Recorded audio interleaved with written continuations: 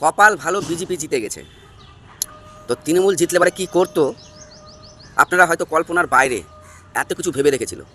এর আগে আপনারা দেখেছেন যে পার্টি থেকে লোক বাড়িতে যে ভোটের কাগজ দেয়, কাগজের সাথে কিন্তু সলাই আর সিঁদুরের কৌটা দিয়েছিল। দেখেছিলেন হয়তো ভিডিওটা অনেকজন। কী সংকেত ছিল।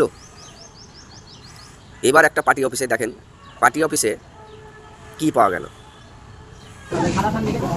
এই দেখো তৃণমূলের পার্টি অফিসে আমাদের মহেশতলায় আমাদের লুঙ্গি স্টেশনের কাছে, না লাইভ করছি না, কেমন সাদা থান এনে রেখেছিল। মানে ওদের প্ল্যানটা কি ছিল ভাবো। ওদের প্ল্যান দেখো, আরো কত কোথায় গেল সাদা থানগুলো, আরো এই দেখো কত সাদা থান। তারপর আরো कौन है ये लोग, कहां से आते हैं ये? তাহলে কী সংকেত দিতে চেয়েছিল ওরা ভোটের আগে, যে স্মৃতি সিঁদুর থাকবে না, হয়তো বিজেপি হেরে গেলে পারে তাহলে হয়তো ওই সিঁদুরটা মুছে দিবে, তারপরে এই সাদা থানগুলোর বাড়িতে যেয়ে পৌঁছাবে। পার্টি অফিস থেকে পাওয়া গেছে যেরকম ধরেন লাঠি লাদনা বহুত।